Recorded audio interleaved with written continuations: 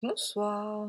Donc bienvenue déjà à ce live lecture. L'idée ça va être effectivement de vous lire un livre en live. Je vous rassure, ça va pas être d'une seule traite parce que sinon on va y passer la nuit. Mais ça va être de faire ça en plusieurs sessions de 1 heure environ. L'idée c'est de ne pas s'arrêter en cours de chapitre évidemment, donc c'est pour ça que je dis 1 heure environ, c'est-à-dire que si on est à 55 minutes et qu'on est à la fin d'un chapitre, on va s'arrêter. S'il faut 10 minutes de plus pour le finir, voilà, ça fera 1 h 10. Je voudrais aussi vous faire du coup eh bien, cette lecture sur un rythme assez régulier. Par exemple, lundi, mardi, jeudi, vendredi, ce serait l'idéal. Cependant, évidemment, il y aura peut-être des exceptions. Donc je vous tiendrai au courant en fait sur les réseaux sociaux. Le livre qu'on va lire ce soir, eh bien ça va être Orgueil et préjugés de Jane Austen. J'ai fait en fait un vote sur les réseaux sociaux, il fallait choisir, donc avec celui-là il y avait aussi Frankenstein et le chevalier à la charrette qui est en fait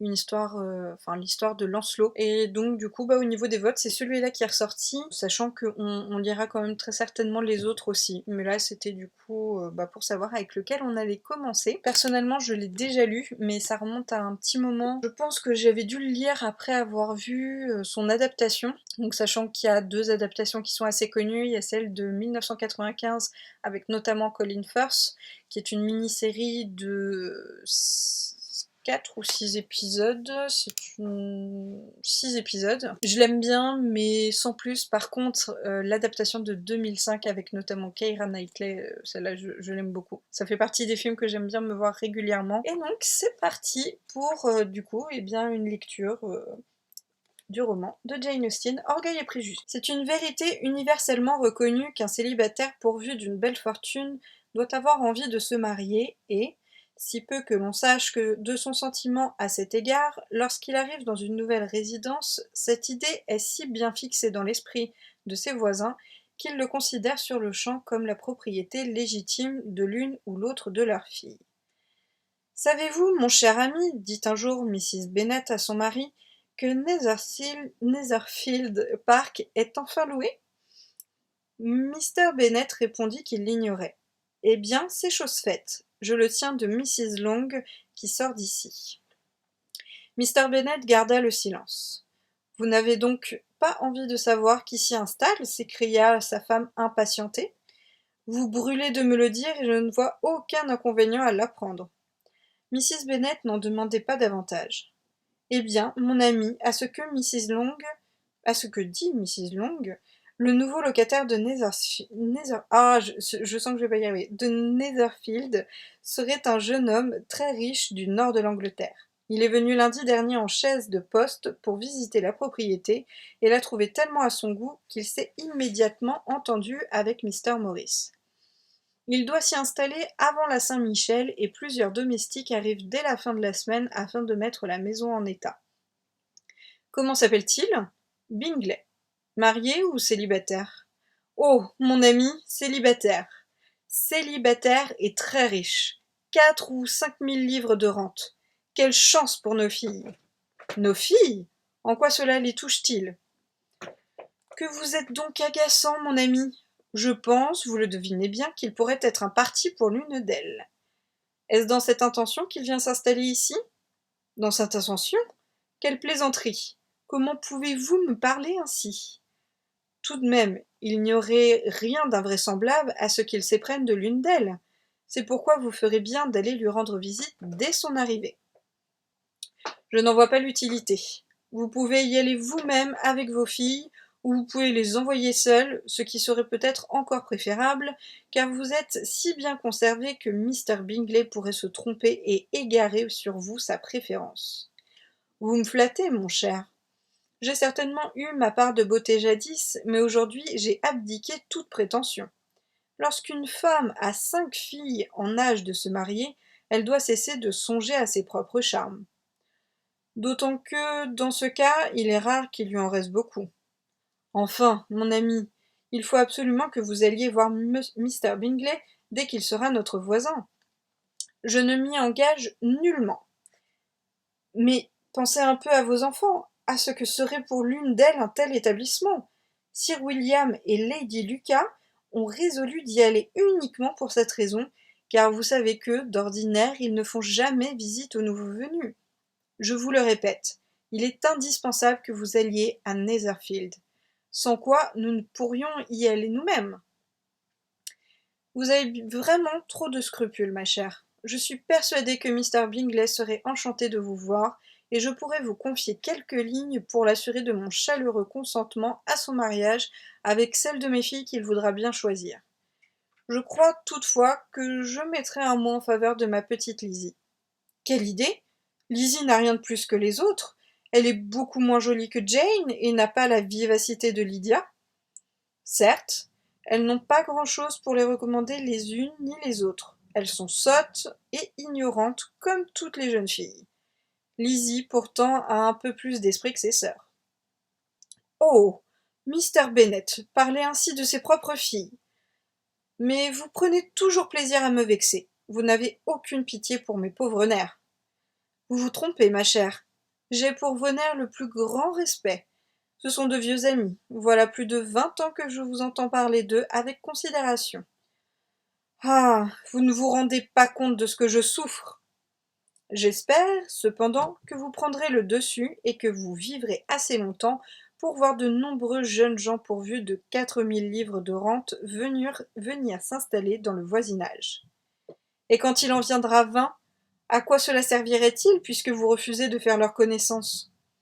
Soyez sûre, ma chère, que lorsqu'ils atteindront ce nombre, j'irai leur faire visite à tous. Mr. Bennet était un si curieux mélange de vivacité, d'humeur sarcastique, de fantaisie et de réserve qu'une expérience de 23 années n'avait pas suffi à sa femme pour lui faire comprendre son caractère. Mrs. Bennet elle-même avait une nature moins compliquée, d'intelligence médiocre, peu cultivée et de caractère inégal. Chaque fois qu'elle était de mauvaise humeur, elle s'imaginait éprouver des malaises nerveux. Son grand souci dans l'existence était de marier ses filles, et sa distraction la plus chère, les visites et les potins.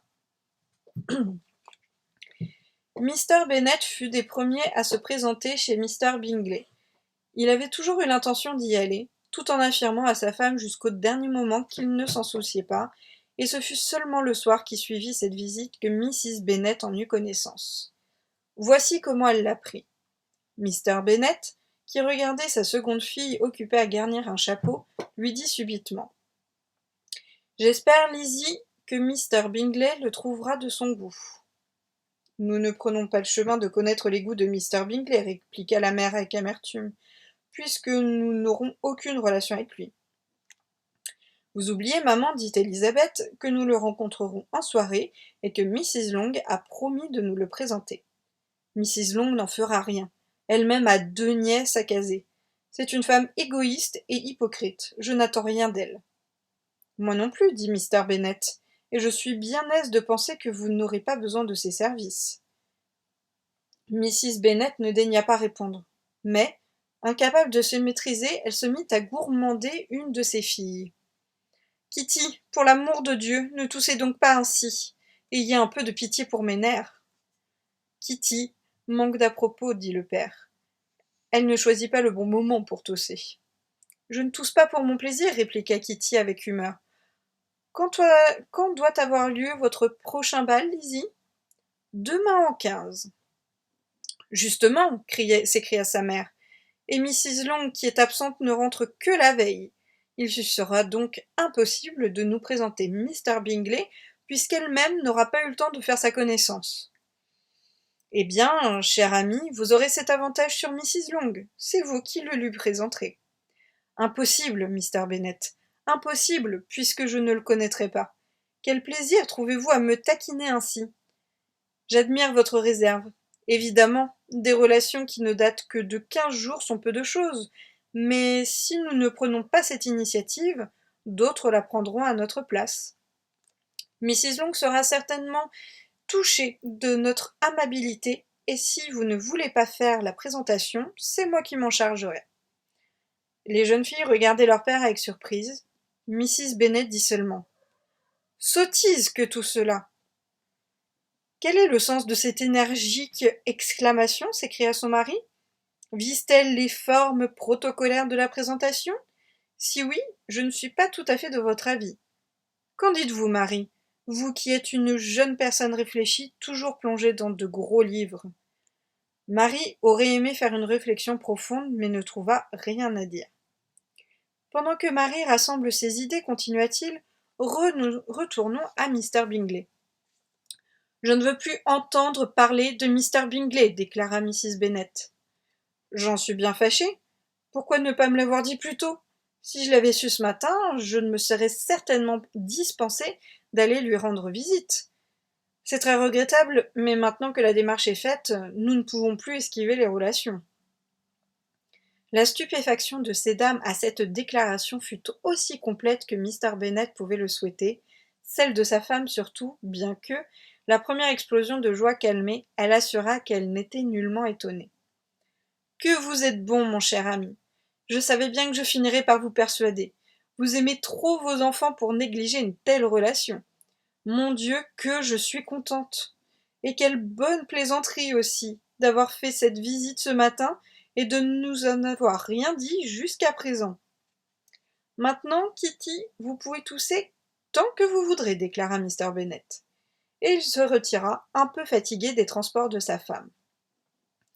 Quel excellent père vous avez, mes enfants, poursuivit celle-ci, lorsque la porte se fut refermée. Je ne sais comment vous pourrez jamais vous acquitter envers lui. À notre âge, je peux bien vous l'avouer, on ne trouve pas grand plaisir à faire sans cesse de nouvelles connaissances. Mais pour vous, que ne ferions-nous pas? Lydia, ma chérie, je suis sûre que Mr. Bingley dansera avec vous au prochain bal, bien que vous soyez la plus jeune. Oh, dit Lydia d'un ton décidé, je ne crains rien. Je suis la plus jeune, c'est vrai, mais c'est moi qui suis la plus grande. Le reste de la soirée se passa en conjectures. Ces dames se demandaient quand Mr. Bingley rendrait la visite de Mr. Bennet et quel jour on pourrait l'inviter à dîner. Malgré toutes les questions dont Mrs. Bennet, aidée de ses filles, accabla son mari au sujet de Mr. Bingley, elle ne put obtenir de lui un portrait qui satisfît sa curiosité. Ces dames livrèrent l'assaut avec une tactique variée. Questions directes, suppositions ingénieuses, lointaines conjectures. Mais Mr. Bennet se déroba aux manœuvres les plus habiles, et elle fut réduite finalement à se contenter des renseignements de seconde main fournis par leur voisine, Lady Lucas. Le rapport qu'elle leur fit était hautement favorable. Sir William, son mari, avait été enchanté du nouveau voisin. Celui-ci était très jeune, fort joli garçon, et ce qui achevait de le rendre sympathique, il se proposait d'assister au prochain bal et d'y amener tout un groupe d'amis. Que pouvait-on rêver de mieux? Le goût de la danse mène tout droit à l'amour, on pouvait espérer beaucoup du cœur de Mr. Bingley. Si je pouvais voir une de mes filles heureusement établie à Netherfield, et toutes les autres aussi bien mariées, répétait Mrs. Bennet à son mari, je n'aurais plus rien à désirer. Au bout de quelques jours, Mr. Bingley rendit sa visite à Mr. Bennet et resta avec lui une dizaine de minutes dans la bibliothèque. Il avait espéré entrevoir les jeunes filles dont on lui avait beaucoup vanté le charme, mais il ne vit que le père. Ces dames furent plus favorisées car, d'une fenêtre de l'étage supérieur, elles eurent l'avantage de constater qu'il portait un habit bleu et montait un cheval noir. Une invitation à dîner lui fut envoyée peu après, et déjà, Mrs. Bennet composait un menu qui ferait honneur à ses qualités de maîtresse de maison, quand la réponse de Mr. Bingley vint tout suspendre. Il était obligé de partir pour Londres le jour suivant, et ne pouvait, par conséquent, avoir l'honneur d'accepter, etc. Mrs. Bennet en fut toute décontenancée.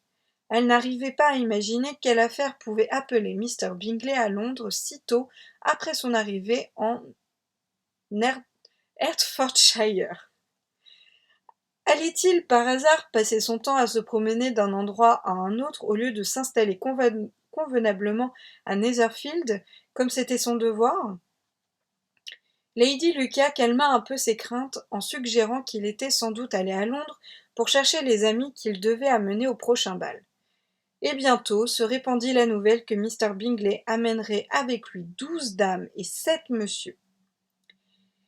Les jeunes filles gémissaient devant un nombre aussi exagéré de danseuses, mais, la veille du bal, elles eurent la consolation d'apprendre que Mr. Bingley n'avait ramené de Londres que ses 5 sœurs et un cousin. Finalement, lorsque le contingent de Netherfield fit son entrée dans la salle du bal, il ne comptait en tout que 5 personnes. Mr. Bingley, ses 2 sœurs, le mari de l'aîné et un autre jeune homme. Mr. Bingley plaisait dès l'abord par un extérieur agréable, une allure distinguée, un air avenant et des manières pleines d'aisance et de naturel. Ses sœurs étaient de belles personnes d'une élégance incontestable, et son beau-frère, Mr. Hurst, avait l'air d'un gentleman sans plus, mais la haute taille, la belle physionomie, le grand air de son ami, Mr. Darcy, aidé de la rumeur qui, 5 minutes après son arrivée, circulait dans tous les groupes, qu'il possédait 10 000 livres de rente, attirèrent bientôt sur celui-ci l'attention de toute la salle. Le sexe fort le jugea très bel homme, les dames affirmèrent qu'il était beaucoup mieux que Mr. Bingley, et, pendant toute une partie de la soirée, on le considéra avec la plus vive admiration. Peu à peu cependant, le désappointement causé par son attitude vint modifier cette impression favorable. On s'aperçut bientôt qu'il était fier, qu'il regardait tout le monde de haut, et ne daignait pas exprimer la moindre satisfaction. Du coup, toute son immense propriété du Derbyshire ne put empêcher qu'on le déclarât antipathique et tout le contraire de son ami. Mr. Bingley, lui, avait eu vite fait de se mettre en rapport avec les personnes les plus en vue de l'assemblée. Il se montra ouvert, plein d'entrain, prit part à toutes les danses, déplora de voir le bal se terminer de si bonne heure, et parla d'en donner un lui-même à Netherfield. Des manières si parfaites se recommandent d'elles-mêmes. Quel contraste avec son ami! Mr. Darcy dansa seulement une fois avec Mrs. Hurst et une fois avec Miss Bingley. Il passa le reste du temps à se promener dans la salle, n'adressant la parole qu'aux personnes de son groupe et refusant de se laisser présenter aux autres. Aussi fut-il vite jugé. C'était l'homme le plus désagréable et le plus hautain que la terre eût jamais porté, et l'on espérait bien qu'il ne reparaîtrait à aucune autre réunion. Parmi les personnes empressées à le condamner se trouvait Mrs. Bennet. L'antipathie générale tournait chez elle en rancune personnelle, Mr. Darcy ayant fait affront à l'une de ses filles. Par suite du nombre restreint des cavaliers, Elizabeth Bennet avait dû rester sur sa chaise l'espace de 2 danses, et, pendant un moment, Mr. Darcy s'était tenu debout assez près d'elle pour qu'elle pût entendre les paroles qu'il échangeait avec Mr. Bingley, venu pour le presser de se joindre aux danseurs. « Allons, Darcy, venez danser. Je suis agacée de vous voir vous promener seul. C'est tout à fait ridicule. Faites comme tout le monde et dansez. Non merci. La danse est pour moi sans charme, à moins que je ne connaisse particulièrement une danseuse. Je n'y prendrai aucun plaisir dans une réunion de ce genre. Vos sœurs ne sont pas libres, et ce serait pour moi une pénitence que d'inviter quelqu'un d'autre. »« Vous êtes vraiment difficile, s'écria Bingley. Je déclare que je n'ai jamais vu dans une soirée tant de jeunes filles aimables. Quelques-unes même, vous en conviendrez, sont remarquablement jolies. »« Votre danseuse est la seule jolie personne de la réunion, dit Mr. Darcy, en désignant du regard l'aînée des demoiselles Bennet. Oh, c'est la plus charmante créature que j'ai jamais rencontrée. Mais il y a une de ses sœurs, assise derrière vous, qui est aussi fort agréable. Laissez-moi demander à ma danseuse de vous présenter. De qui voulez-vous parler ? Mr. Darcy se retourna et considéra un instant Élisabeth. Rencontrant son regard, il détourna le sien et déclara froidement. Elle est passable, mais pas assez jolie pour me décider à l'inviter. Du reste, je ne me sens pas en humeur ce soir de m'occuper des demoiselles qui font tapisserie. Retournez vite à votre souriante partenaire, vous perdez votre temps avec moi. Mr. Bingley suivit ce conseil et Mr. Darcy s'éloigna, laissant Élisabeth animée à son égard de sentiments très peu cordiaux. Néanmoins, elle raconta l'histoire à ses amis avec beaucoup de verve, car elle avait l'esprit fin et un sens très vif de l'humour. Malgré tout, ce fut, dans l'ensemble, une agréable soirée pour tout le monde.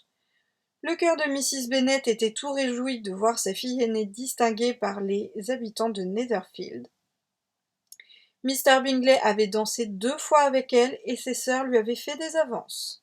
Jane était aussi satisfaite que sa mère, mais avec plus de calme. Elizabeth était contente du plaisir de Jane, Marie était fière d'avoir été présentée à Miss Bingley comme la jeune fille la plus cultivée du pays, et Catherine et Lydia n'avaient pas manqué une seule danse, ce qui, à leur âge, suffisait à combler tous leurs vœux. Elles revinrent donc toutes de très bonne humeur à Longbourn, le petit village dont les Bennet étaient les principaux habitants. Mr. Bennet était encore debout. Avec un livre, il ne sentait jamais le temps passer, et pour une fois, il était assez curieux d'entendre le compte-rendu d'une soirée qui, à l'avance, avait fait naître tant de magnifiques espérances. Il s'attendait un peu à voir sa femme revenir désappointée, mais il s'aperçut vite qu'il n'en était rien. « Oh, mon cher Mr. Bennet !» s'écria-t-elle en entrant dans la pièce. « Quelle agréable soirée, quel bal réussi ! J'aurais voulu que vous fussiez là. Jane a eu tant de succès. Tout le monde m'en a fait compliment. Mr. Bingley l'a trouvée tout à fait charmante. Il a dansé 2 fois avec elle. Oui, mon ami, 2 fois. Et elle est la seule qu'il ait invitée une seconde fois. Sa première invitation était pour Miss Lucas. J'en ai été assez vexée, mais il n'a point paru l'admirer beaucoup, ce qui n'a rien de surprenant. Puis, en voyant danser Jane, il a eu l'air charmé, a demandé qui elle était, et s'étant fait présenter, l'a invitée pour les 2 danses suivantes. Après quoi, il en a dansé 2 avec Miss King, encore 2 autres avec Jane, la suivante avec Lizzie, la boulangère avec « Pour l'amour du ciel, arrêtez cette énumération !» s'écria son mari impatienté. S'il avait eu pitié de moi, il n'aurait pas dansé moitié autant. Que ne s'est-il tordu le pied à la première danse? Oh, mon ami, continuait Mrs. Bennet, il m'a tout à fait conquise. Physiquement, il est très bien, et ses sœurs sont des femmes charmantes. Je n'ai rien vu d'aussi élégant que leur toilette. La dentelle sur la robe de Mrs. Hurst. Ici, nouvelle interruption. Mr. Bennet ne voulant écouter aucune description de chiffon. Sa femme fut donc obligée de changer de sujet et raconta avec beaucoup d'amertume et quelques exagérations l'incident où Mr. Darcy avait montré une si choquante grossièreté. Mais je vous assure, conclut-elle, qu'on ne perd pas grand-chose à ne pas être apprécié par ce monsieur. C'est un homme horriblement désagréable qui ne mérite pas qu'on cherche à lui plaire. Hautain et dédaigneux, il se promenait de gauche à droite dans la salle avec l'air de se croire un personnage extraordinaire. J'aurais aimé que vous fussiez là pour lui dire son fait, comme vous savez le faire. Non, en vérité, je ne puis pas le sentir. Lorsque Jane et Elizabeth se trouvèrent seules, Jane, qui, jusque-là, avait mis beaucoup de réserve dans ses louanges sur Mr. Bingley, laissa voir à sa sœur la sympathie qu'il lui inspirait. Il a toutes les qualités qu'on apprécie chez un jeune homme, dit-elle. Il est plein de bon sens, de bonne humeur et d'entrain. Je n'ai jamais vu à d'autres jeunes gens des manières aussi agréables, tant d'aisance unie et une si bonne éducation.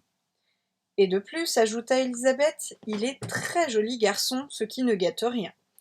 On peut donc le déclarer parfait. J'ai été très flattée qu'il m'invite une seconde fois. Je ne m'attendais pas à un tel hommage. Moi, je n'en ai pas été surprise. C'était très naturel. Pouvait-il ne pas s'apercevoir que vous étiez infiniment plus jolie que toutes les autres danseuses? Il n'y a pas lieu de lui en être reconnaissante. Cela dit, il est certainement très agréable et je vous autorise à lui accorder votre sympathie. Vous l'avez donné à bien d'autres qui ne le valaient pas. Ma chère Lizzie! La vérité, c'est que vous êtes portée à juger tout le monde avec trop de bienveillance. Vous ne voyez jamais de défaut à personne. Dans ma vie, je ne vous ai entendu critiquer qui que ce soit. Je ne veux juger personne trop précipitamment, mais je dis toujours ce que je pense. Je le sais, et c'est ce qui m'étonne. Comment, avec votre bon sens, pouvez-vous être aussi loyalement aveuglé sur la sottise d'autrui? Il n'y a que vous qui ayez assez de candeur pour ne voir jamais chez les gens que leur bon côté. Alors, les sœurs de ce jeune homme vous plaisent aussi? Elles sont pourtant beaucoup moins sympathiques que lui. Pardon. Oui, au premier abord, mais quand on cause avec elles, on s'aperçoit qu'elles sont fort aimables. Miss Bingley va venir habiter avec son frère, et je serais fort surprise si nous ne trouvions en elle une agréable voisine. Élisabeth ne répondit pas, mais elle n'était pas convaincue. L'attitude des sœurs de Mr. Bingley au bal ne lui avait pas révélé chez elle le désir de se rendre agréable à tout le monde. D'un esprit plus observateur et d'une nature moins simple que celle de Jane, n'étant pas de plus influencée par les intentions de ces dames, Élisabeth était moins disposée à les juger favorablement. Elle voyait en elles d'élégantes personnes capables de se mettre en frais pour qui leur plaisait, mais somme toute fières et affectées. Mrs. Hurst et Miss Bingley étaient assez jolies. Elles avaient été élevées dans un des meilleurs pensionnats de Londres et possédaient une fortune de 20 000 livres, mais l'habitude de dépenser sans compter et de fréquenter la haute société les portait à avoir d'elles-mêmes une excellente opinion et à juger leurs prochains avec quelque dédain. Elles appartenaient à une très bonne famille du nord de l'Angleterre, chose dont elles se souvenaient plus volontiers que de l'origine de leur fortune qui avait été faite dans le commerce. Mr. Bingley avait hérité d'environ 100 000 livres de son père. Celui-ci, qui souhaitait acheter un domaine, n'avait pas vécu assez longtemps pour exécuter son projet. Mr. Bingley avait la même intention et ses sœurs désiraient vivement la lui voir réalisée. Bien qu'il n'eût fait que louer Netherfield, Miss Bingley était toute prête à diriger sa maison, et Mrs. Hurst, qui avait épousé un homme plus brillant que fortuné, n'était pas moins disposée à considérer la demeure de son frère comme la sienne. Il y avait à peine 2 ans que Mr. Bingley avait atteint sa majorité, lorsque, par un effet du hasard, il avait entendu parler du domaine de Netherfield. Il était allé le visiter, l'avait parcouru en une demi-heure, et le site et la maison Le Plaisant s'étaient décidés à louer sur le champ. En dépit d'une grande opposition de caractère, Bingley et Darcy étaient unis par une solide amitié. Darcy aimait Bingley pour sa nature confiante et docile, 2 dispositions pourtant si éloignées de son propre caractère. Bingley, de son côté, avait la plus grande confiance dans l'amitié de Darcy et la plus haute opinion de son jugement. Il lui était inférieur par l'intelligence, bien que lui-même n'en fût point dépourvu, mais Darcy était hautain, distant, d'une courtoisie froide et décourageante, et à cet égard son ami reprenait l'avantage. Partout où il paraissait, Bingley était sûr de plaire. Les manières de Darcy n'inspiraient trop souvent que de l'éloignement. Il n'y avait qu'à les entendre parler du bal de Meryton pour juger de leur caractère. Bingley n'avait de sa vie rencontré des gens plus aimables, de jeunes filles plus jolies, tout le monde s'était montré plein d'attention pour lui, point de raideur ni de cérémonie, il s'était bientôt senti en pays de connaissance. Quant à Miss Bennet, c'était véritablement un ange de beauté. Mr. Darcy, au contraire, n'avait vu là qu'une collection de gens chez qui il n'avait trouvé ni élégance ni charme. Personne ne lui avait inspiré le moindre intérêt, personne ne lui avait marqué de sympathie ni procuré d'agrément. Il reconnaît que Miss Bennet était jolie, mais elle souriait trop. Mrs. Hurst et sa sœur étaient de cet avis. Cependant, Jane leur plaisait. Elles déclarèrent que c'était une aimable personne avec laquelle on pouvait assurément se lier, et leur frère se sentit autorisé par ce jugement à arriver à Miss Bennet tout à sa guise. On va reboire un petit peu d'eau. Ça donne soif de parler à haute, dis donc.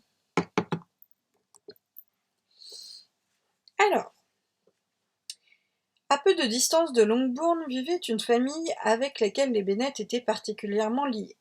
Sir William Lucas avait commencé par habiter Meryton, où il se faisait une petite fortune dans les affaires, lorsqu'il s'était vu élevé à la dignité de chevalier à la suite d'un discours qu'il avait adressé au roi comme maire de la ville. Cette distinction lui avait un peu tourné la tête en lui donnant le dégoût du commerce et de la vie simple de sa petite ville. Quittant l'un et l'autre, il était venu se fixer avec sa famille dans une propriété située à 1 mille de Meryton, qui prit dès lors le nom de Lucas Lodge.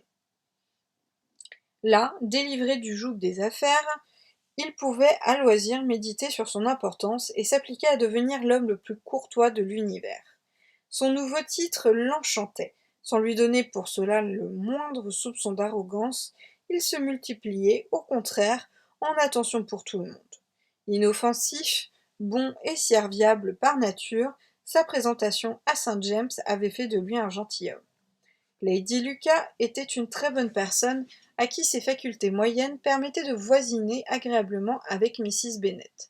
Elle avait plusieurs enfants, et l'aînée, jeune fille de 27 ans, intelligente et pleine de bon sens, était l'amie particulière d'Elizabeth. Les demoiselles Lucas et les demoiselles Bennet avaient l'habitude de se réunir, après un bal, pour échanger leurs impressions. Aussi, dès le lendemain de la soirée de Meryton, on vit arriver les demoiselles Lucas de Longbourn. « Vous avez bien commencé la soirée, Charlotte, dit Mrs. Bennet à Miss Lucas, avec une amabilité un peu forcée. C'est vous que Mr. Bingley a invité la première. Oui, mais il a paru de beaucoup me préférer la danseuse qu'il a invitée la seconde. Oh, vous voulez parler de Jane, parce qu'il l'a fait danser 2 fois? C'est vrai, il avait l'air de l'admirer assez, et je crois même qu'il faisait plus que d'en avoir l'air. On m'a dit là-dessus quelque chose, je ne sais plus trop quoi, où il était question de Mr. Robinson. Peut-être s'agit-il de la conversation entre Mr. Bingley et Mr. Robinson que j'ai entendue par hasard? Ne vous l'avais-je pas répété?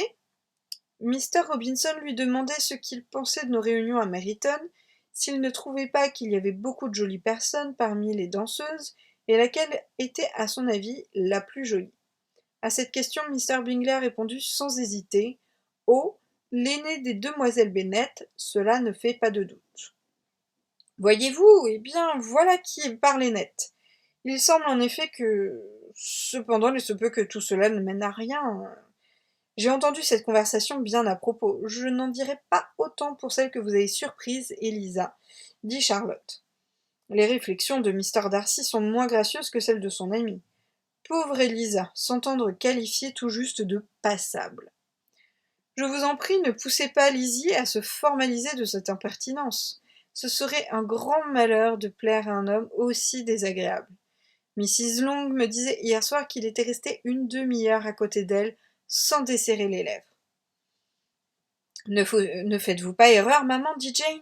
J'ai certainement vu Mr. Darcy lui parler. Ah oui, parce qu'à la fin, elle lui a demandé s'il se plaisait à Netherfield, et force lui a été de répondre, mais il paraît qu'il avait l'air très mécontent, qu'on prit la liberté de lui adresser la parole. Miss Bingley dit qu'il n'est jamais loquace avec les étrangers, mais que dans l'intimité c'est le plus aimable causeur. Je n'en crois pas un traître mot, mon enfant. S'il était si aimable, il aurait causé avec Mrs. Long. Non, je sais ce qu'il en est. Mr. Darcy, tout le monde en convient, est bouffi d'orgueil.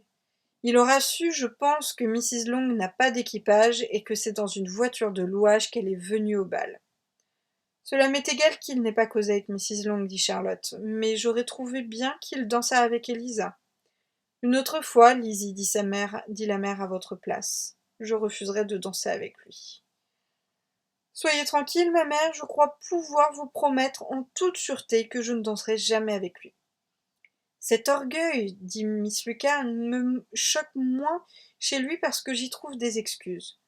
On ne peut s'étonner qu'un jeune homme aussi bien physiquement et pourvu de toutes sortes d'avantages tels que le rang et la fortune ait de lui-même une haute opinion. Il a, si je puis dire, un peu le droit d'avoir de l'orgueil. Sans doute, fit Élisabeth, et je lui passerais volontiers son orgueil s'il n'avait pas modifié le mien. L'orgueil, observa Marie, qui se piquait de psychologie, est, je crois, un sentiment très répandu. La nature nous y porte, et bien peu parmi nous échappent à cette complaisance que l'on nourrit pour soi-même à cause de telle ou telle qualité souvent imaginaire. La vanité et l'orgueil sont choses différentes, bien qu'on emploie souvent ces 2 mots l'un pour l'autre. On peut être orgueilleux sans être vaniteux. L'orgueil se rapporte plus à l'opinion que nous avons de nous-mêmes, la vanité à celle que nous voudrions que les autres aient de nous. Si j'étais aussi riche que Mr. Darcy, s'écria un jeune Lucas qui avait accompagné ses sœurs, je me moquerais bien de tout cela. Je commencerais par avoir une meute pour la chasse au renard, et je boirai une bouteille de vin fin à chacun de mes repas. Les dames de Longbourn ne tardèrent pas à se faire visite aux dames de Netherfield, et celles-ci leur rendirent leur politesse suivant toutes les formes. Le charme de Jane accrut les dispositions bienveillantes de Mrs. Hurst et de Miss Bingley à son écart, et tout en jugeant la mère ridicule et les plus jeunes sœurs insignifiantes, elles exprimèrent aux deux aînées le désir de faire avec elles plus ample connaissance. Jane reçut cette marque de sympathie avec un plaisir extrême, mais Élisabeth trouva qu'il y avait toujours bien de la hauteur dans les manières de ces dames, même à l'égard de sa sœur. Décidément, elle ne les aimait point. Cependant, elle appréciait leurs avances, voulant y voir l'effet de l'admiration que leur frère éprouvait pour Jane. Cette admiration devenait plus évidente à chacune de leurs rencontres, et pour Élisabeth, il semblait également certain que Jane cédait de plus en plus à la sympathie qu'elle avait ressentie dès le commencement pour Mr. Bingley. Bien heureusement, pensait Élisabeth, personne ne devait s'en apercevoir. Car, à beaucoup de sensibilité, Jane unissait une égalité d'humeur et une maîtrise d'elle-même qui la préservaient des curiosités indiscrètes. Élisabeth fit part de ses réflexions à Miss Lucas. « Il peut être agréable en pareil cas de tromper des indifférents, répondit Charlotte. Mais une telle réserve ne peut-elle parfois devenir un désavantage ? Si une jeune fille cache avec tant de soin sa préférence à celui qui en est l'objet, elle risque de perdre l'occasion de le fixer, et se dire ensuite que le monde n'y a rien vu est une bien mince consolation. La gratitude et la vanité jouent un tel rôle dans le développement d'une inclination qu'il n'est pas prudent de l'abandonner à elle-même. Votre sœur plaît à Bingley sans aucun doute, mais tout peut en rester là si elle ne l'encourage pas. Votre conseil serait excellent si le désir de faire un beau mariage était seul en question, mais ce n'est pas le cas de Jane. Elle n'agit point par calcul, elle n'est même pas encore sûre de la profondeur du sentiment qu'elle éprouve, et elle se demande sans doute si ce sentiment est raisonnable. Voilà seulement 15 jours qu'elle a fait la connaissance de Mr. Bingley. Elle a bien dansé 4 fois avec lui à Meryton, l'a vu en visite à Netherfield un matin, et s'est trouvée à plusieurs dîners où lui-même était invité, mais ce n'est pas assez pour le bien connaître. Allons, dit Charlotte, je fais de tout cœur des vœux pour le bonheur de Jane, mais je crois qu'elle aurait tout autant de chances d'être heureuse si elle épousait Mr. Bingley demain que si elle se met à étudier son caractère pendant une année entière, car le bonheur en ménage est pure affaire de hasard. La félicité de deux époux ne m'apparaît pas devoir être plus grande du fait qu'ils se connaissaient à fond avant leur mariage. Cela n'empêche pas les divergences de naître ensuite et de provoquer les inévitables déceptions. Mieux vaut, à mon avis, ignorer le plus possible les défauts de celui qui partagera votre existence. Vous m'amusez, Charlotte, mais ce n'est pas sérieux, n'est-ce pas ? Non, et vous-même n'agiriez pas ainsi. Tandis qu'elle observait ainsi Mr. Bingley, Élisabeth était bien loin de soupçonner qu'elle commençait elle-même à attirer l'attention de son amie. Mr. Darcy avait refusé tout d'abord de la trouver jolie. Il l'avait regardée avec indifférence en bal de Meryton et ne s'était occupé d'elle ensuite que pour la critiquer. Mais à peine avait-il convaincu son entourage du manque de beauté de la jeune fille qu'il s'aperçut que ses grands yeux sombres donnaient à sa physionomie une expression singulièrement intelligente. D'autres découvertes suivirent, aussi mortifiantes. Il dut reconnaître à Élisabeth une silhouette fine et gracieuse, et lui qui avait déclaré que ses manières n'étaient pas celles de la haute société, il se sentit séduit par leur charme tout spécial fait de naturel et de gaieté. De tout ceci, Élisabeth était loin de se douter. Pour elle, Mr. Darcy était seulement quelqu'un qui ne cherchait jamais à se rendre agréable et qui ne l'avait pas jugée assez jolie pour la faire danser. Mr. Darcy éprouva bientôt le désir de la mieux connaître, mais avant de se décider à entrer en conversation avec elle, il commença par l'écouter lorsqu'elle causait avec ses amis. Ce fut chez Sir William Lucas, où une nombreuse société se trouvait réunie, que cette manœuvre éveilla pour la première fois l'attention d'Élisabeth. « Je voudrais bien savoir, dit-elle à Charlotte, pourquoi Mr. Darcy prenait tout à l'heure un si vif intérêt à ce que je disais au colonel Forster. Lui seul pourrait vous le dire. S'il recommence, je lui montrerai que je m'en aperçois. Je n'aime pas son air ironique. Si je ne lui sers pas bientôt une impertinence de ma façon, vous verrez qu'il finira par m'intimider. » Et comme, peu après, Mr. Darcy s'approchait des deux jeunes filles sans manifester l'intention de leur adresser la parole, Miss Lucas mit son amie au défi d'exécuter sa menace. Ainsi provoquée, Elizabeth se tourna vers le nouveau venu et dit « N'êtes-vous pas d'avis, Mr. Darcy, que je m'exprimais tout à l'heure avec beaucoup d'éloquence lorsque je tourmentais le colonel Forster pour qu'il donne un bal à Meryton ? Avec une grande éloquence, mais c'est là un sujet qui en donne toujours aux jeunes filles. Vous êtes sévère pour nous. » Et maintenant, je vais la tourmenter à son tour, intervint Miss Lucas. Elisa, j'ouvre le piano et vous savez ce que cela veut dire. Quelle singulière amie vous êtes de vouloir me faire jouer et chanter en public. Je vous en serais reconnaissante si j'avais des prétentions d'artiste, mais pour l'instant, je préférerais me taire devant un auditoire habitué à entendre les plus célèbres virtuoses. Puis, comme Miss Lucas insistait, elle ajouta « C'est bien, puisqu'il le faut, je m'exécute. » Le talent d'Élisabeth était agréable sans plus. Quand elle eut chanté un ou deux morceaux avant même qu'elle eût pu répondre aux instances de ceux qui lui en demandaient un autre, sa sœur Marie, toujours impatiente de se produire, la remplaça au piano. Marie, la seule des demoiselles Bennet qui ne fut pas jolie, se donnait beaucoup de peine pour faire perfectionner son éducation. Malheureusement, la vanité qui animait son ardeur au travail lui donnait en même temps un air pédant et satisfait qui aurait gâté un talent plus grand que le sien. Élisabeth jouait beaucoup moins bien que Marie, mais simple et naturelle, on l'avait écoutée avec plus de plaisir que sa sœur.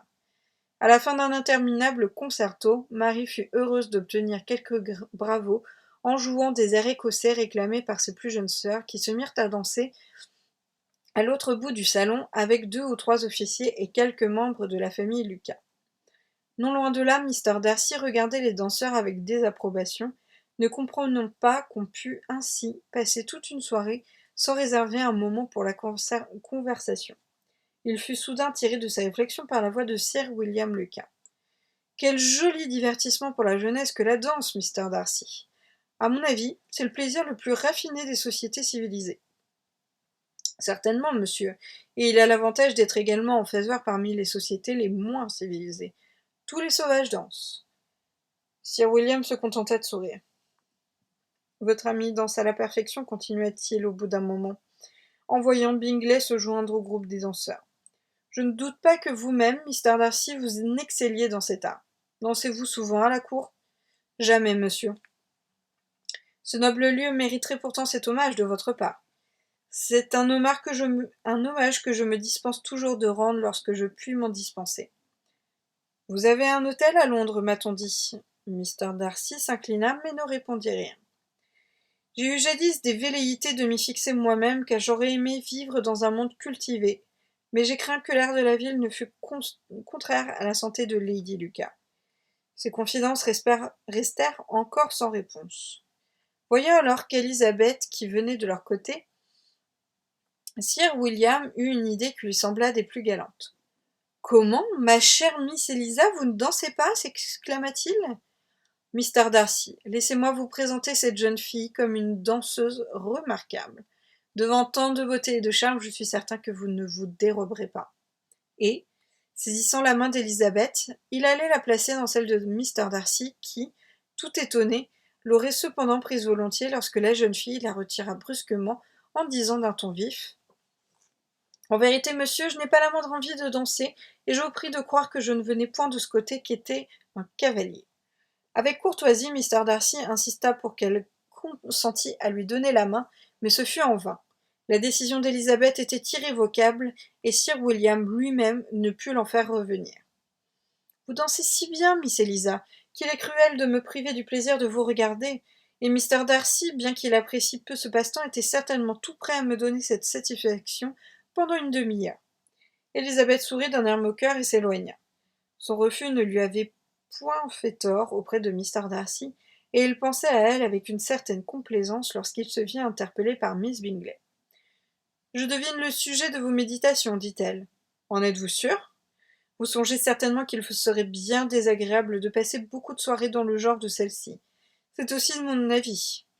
Dieu, que ces gens sont insignifiants, vulgaires et prétentieux. Je donnerais beaucoup pour vous entendre dire ce que vous pensez d'eux. Vous vous trompez tout à fait, mes réflexions étaient d'une nature beaucoup plus agréable. Je songeais seulement au grand plaisir que peuvent donner 2 beaux yeux dans le visage d'une jolie femme. Miss Bingley le regarda fixement en lui demandant quelle personne pouvait lui inspirer ce genre de réflexion. Miss Elizabeth Bennet, répondit Mr. Darcy sans sourciller. Miss Elizabeth Bennet, répéta Miss Bingley.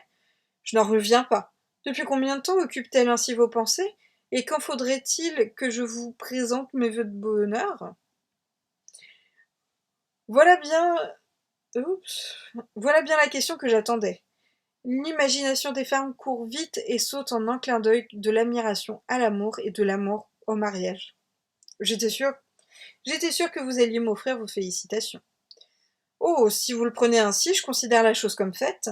Vous aurez en vérité une délicieuse belle-mère qui vous tiendra sans doute souvent compagnie à Pemberley. Mr. Darcy écouta ces plaisanteries avec la plus parfaite indifférence, et, rassurée par son air impassible, Miss Bingley donna libre cours à sa verve moqueuse. La fortune de Mr. Bennet consistait presque tout entière en un domaine d'un revenu de 2000 livres, mais qui, malheureusement pour ses filles, devait, à défaut d'héritier mâle, revenir à un cousin éloigné. L'avoir de leur mère, bien qu'appréciable, ne pouvait compenser une telle perte. Mrs. Bennet, qui était la fille d'un avoué de Meryton, avait hérité de son père 4000 livres. Elle avait une sœur mariée à un Mr. Phillips, ancien clerc et successeur de son père, et un frère honorablement établi à Londres, dans le commerce. Le village de Longbourn n'était qu'à 1 mille de Meryton, distance commode pour les jeunes filles qui, 3 ou 4 fois par semaine, éprouvaient l'envie d'aller présenter leurs devoirs à leur tante ainsi qu'à la modiste qui lui faisait face de l'autre côté de la rue. Les 2 Benjamines, d'esprit plus frivole que leurs aînés, mettaient à rendre ces visites un empressement particulier.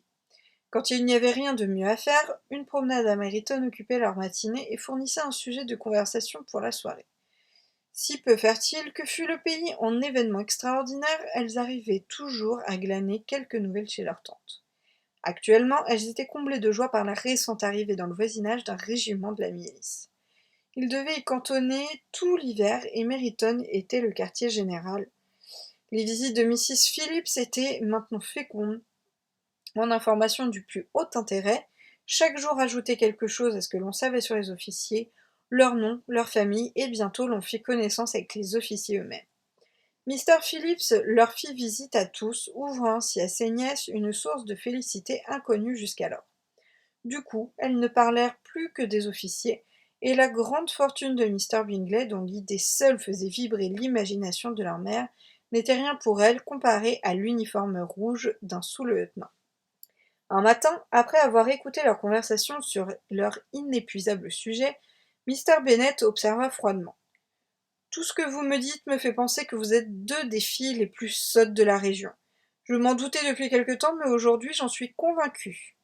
Catherine, déconcertée, nous souffla mot, mais Lydia, avec une parfaite indifférence, continua d'exprimer son admiration pour le capitaine Carter et l'espoir de le voir le jour même, car il partait le lendemain pour Londres. Je suis surprise, mon ami, intervint Mrs. Bennet, de vous entendre déprécier vos filles aussi facilement. Si j'étais en humeur de critique, ce n'est pas à mes propres enfants que je m'attaquerais. Si mes filles sont sottes, j'espère bien être capable de m'en rendre compte. Oui, mais il se trouve au contraire qu'elles sont toutes fort intelligentes.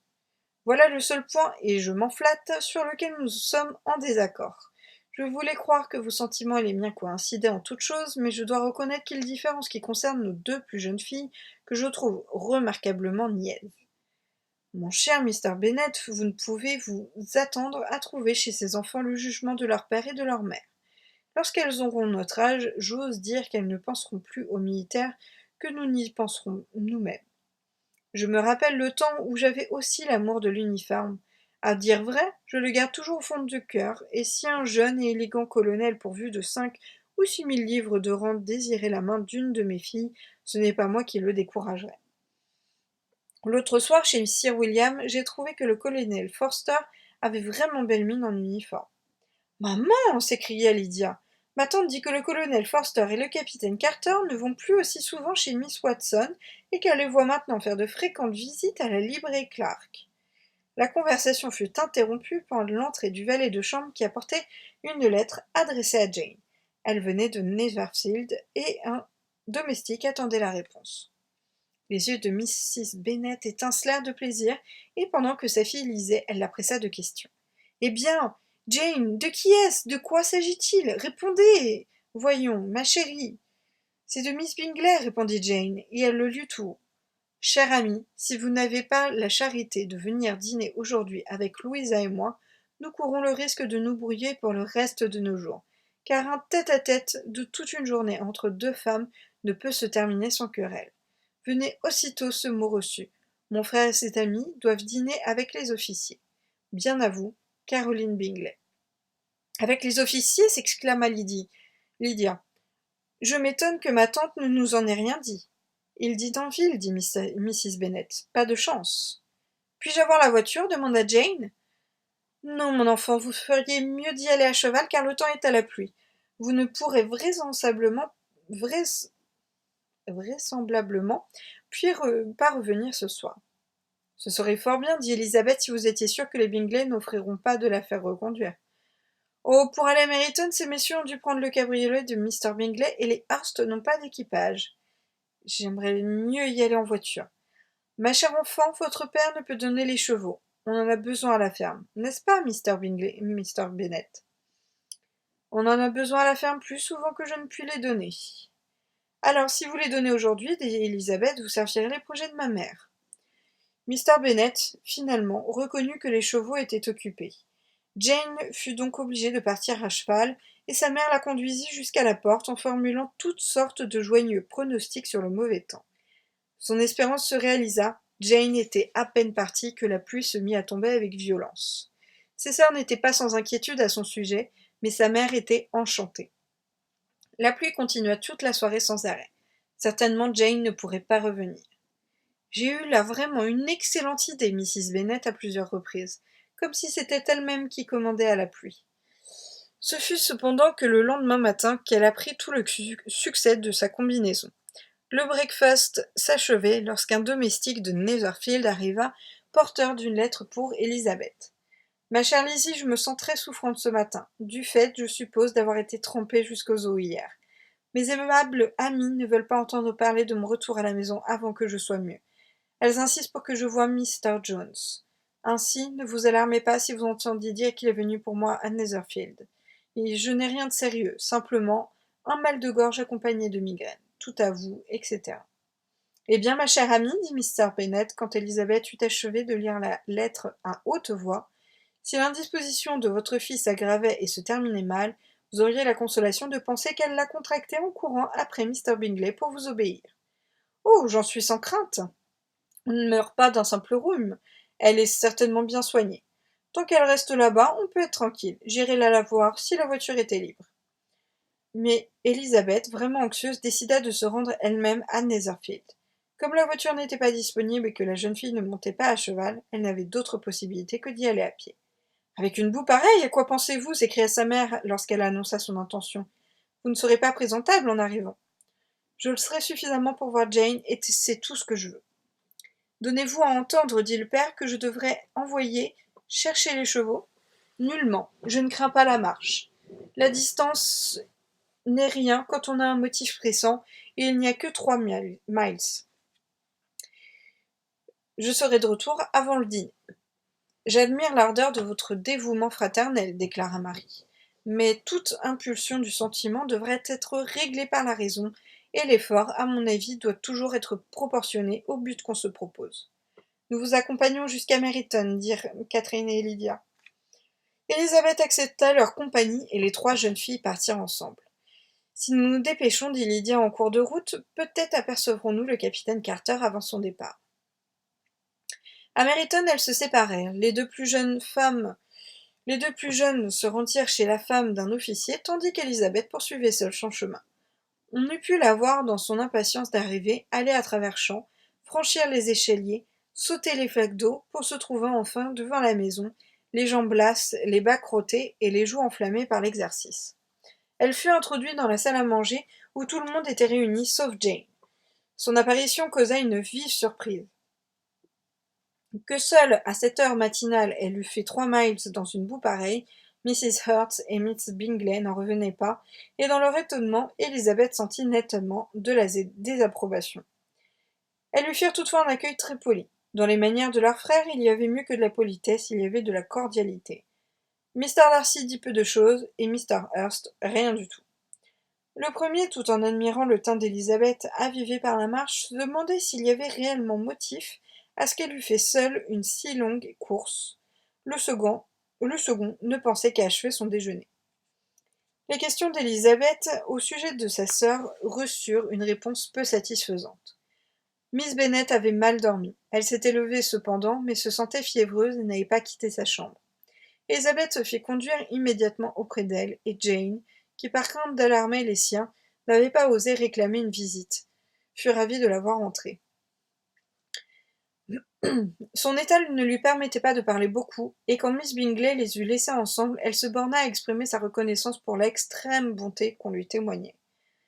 Leur déjeuner terminé, les deux sœurs vinrent les rejoindre, et Élisabeth elle-même se sentit touchée en voyant l'affection et la sollicitude dont elles entouraient Jane.